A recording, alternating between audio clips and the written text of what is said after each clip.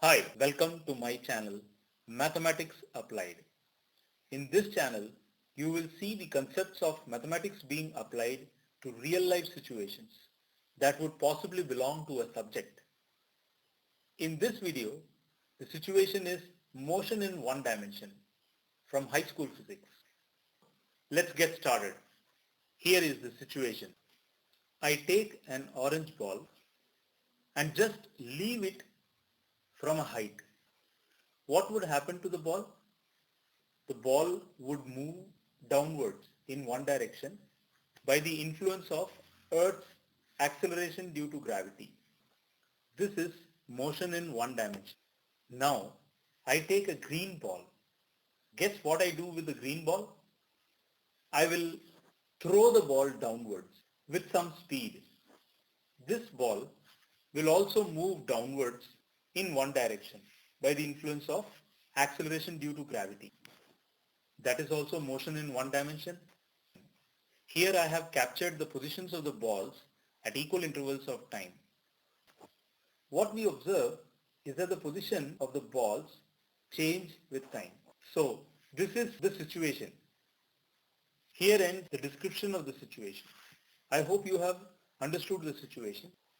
Now let's do a mathematical analysis of the situation and create a mathematical model of the situation.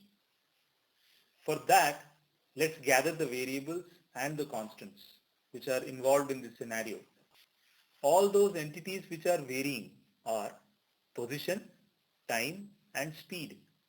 And that which is not varying, you can see it is the acceleration due to gravity.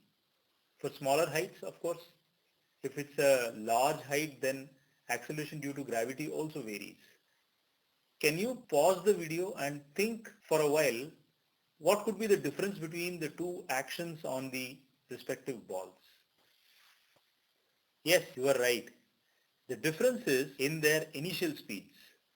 The second ball starts with some speed, let us say u. Therefore, the distance covered by the ball in the time t is given by s equals ut plus half gt squared. Wow, that's an equation. A mathematical model for the green ball's motion under gravity. Hence, the mathematical model for the first case would be s equals half gt square. How is that?